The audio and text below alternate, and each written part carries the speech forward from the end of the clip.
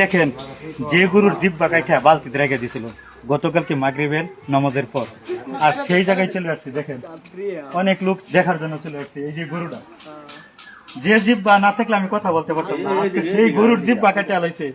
মানুষ কি পশু নামে পরিচিত দুনিয়াতে বাস করতেছে, আর সেই গরু জিব্বা কাটে আলাইছে। যে গরু নাকি আল্লাহ তাআলা আমাদের জন্য সৃষ্টি করছে, আর আমরা হইলাম সৃষ্টির সেরা জীব।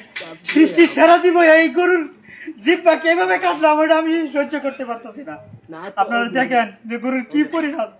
এই গরুর মুখে দাস লালা বাড়িতেছে, জিরবা কেটে লাইছে। আমি একটু এর আগে ভিডিওর মধ্যে দেখাইছে জিরবা হাত নিয়ে পুরা 5 ইঞ্চির মতো জিরবা কেটে লাইছে। আর আমার একটু জিরবার মধ্যে যদি একটু শুই পড়ে, একটু কাড়া বিধে, আমার সারা শরীর কম্পন সৃষ্টি হয়ে যায়। আজকে সেই গরুর জিব্বা কেটে লাইছে। দেখেন এই যে আমার বড় বড় ভাইরা, সম্মানিত ভাইরা সামনে উপস্থিত আছে, আজকে সেই গরুর কি নির্মম পরিবেশ। এই গরুর ভিতরে 5 মাসের বাচ্চা আছে। আজকে এই গরুটা আমি কিভাবে কি করবো বলেন? আরেক মানুষ, এই যে আমার মুরব্বী গরুর মালিক উপস্থিত, এই গরুর পেটে যদি বাচ্চা না থাকতো তাহলে জব করে হলে একটা সিস্টেম করা হতো, কিন্তু আজকে সেই গরুর কি পরিহাস, কিন্তু কোনো কিছু করতে পারতেছে না।